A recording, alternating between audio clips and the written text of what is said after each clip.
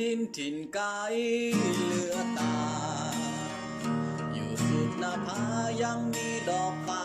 แสนงามหากใครได้เห็นจะมัวลงเฝ้าฝันพะวงลงติดตามสาวเอ่ยสาวงามงามเหลือใจ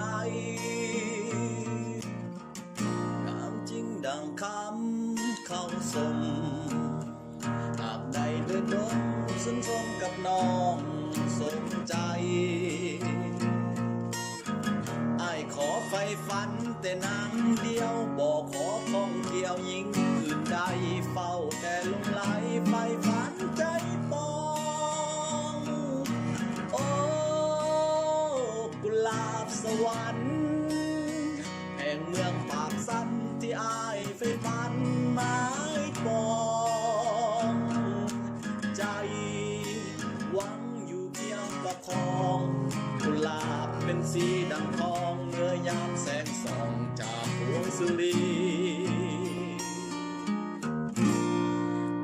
ยามแรงค่ำลง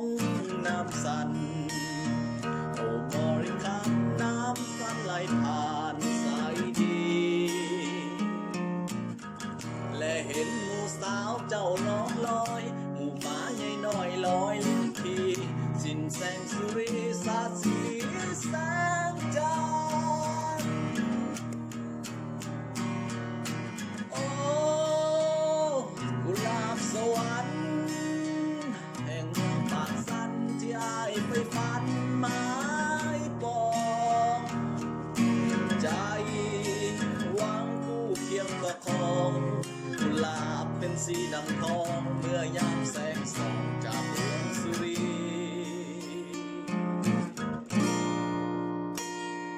ยามแรงค่ำลงน้ำสั่น